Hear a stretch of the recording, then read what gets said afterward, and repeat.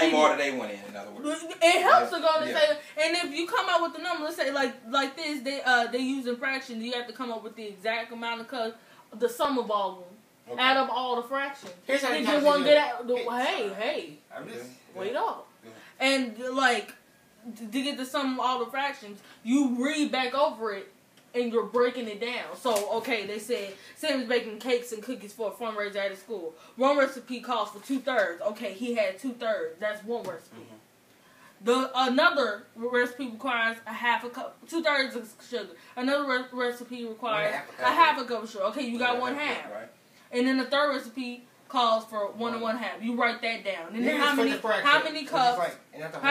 It can ask you anything like multiply. But how many cups of sugar does Sam need altogether? You're adding this. But when you look at the numbers you wrote down, you realize, oh, those are not the same. How did I get the least common denominator to match that will lead up to one answer? And no, the denominator is not one of. Well, it is one of these options. That's trash. That's a trick. They try to trick you in the equation. Yeah.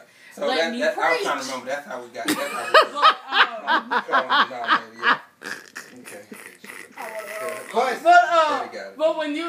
But see, it's only one answer, and it can't be when you got the answer. When you finally got when you added it all using the least common denominator, which was 6, it came out to have a 6 in the denominator, but it wasn't a full fraction. It wasn't 2 and 1/6. So you got to simplify because if it's not that, it's got to be one of these answers. Oh, okay. And that's why when you simplify, it came out to be 2 and 2/3. Okay. Amen. Okay. All right. I ain't lying. And you understand it too, I know. So yeah. Okay. That's what you're telling me. Oh, go ahead, Mom. Go ahead, man.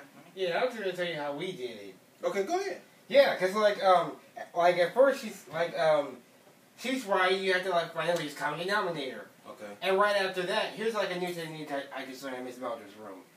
Right after you find the least common denominator, you have to look at the old denominator to see how you got 6.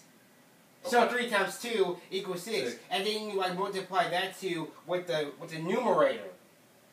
Oh, okay. Yeah, 6 over 6. And yeah, you do that for each fraction. Yeah. Okay. And then whatever the answer is to whatever the numerator is, like put it right over the 6's. Yeah. Okay. I got it. Yeah. And then when you get to the end, you just break it down to the lowest. Like she said right here.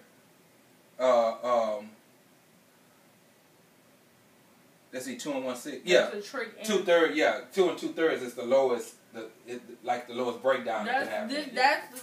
That answer is the reason why people stop and never finish working out the problem. Yeah. Because they think, once they finally see a number that's an answer, they don't go with it. Yeah. But then when they're like, why did I get this wrong? And see, because technically it's not complete. Technically, technically that's the right answer. It's just not broken down as low as it can go. In other words, and the 2 and 2/3 is broken down as low as it can go. Yes. Okay. Yeah. Well, it is simplified because there's a 1 over it. Yeah, simplified. I mean, yeah. Okay. But then it'll also help easier to make common if these were all mixed fractions. You make them improper fractions, because the improper fraction, let's say like 3 and 5/7. An improper fraction, like that would be 7 times 3 is 21 plus 5, that's 26 over 7. It makes it like this to make it easier to find a common denominator. The least common denominator. I forgot about that. 7 times 3 is 21. Improper fractions?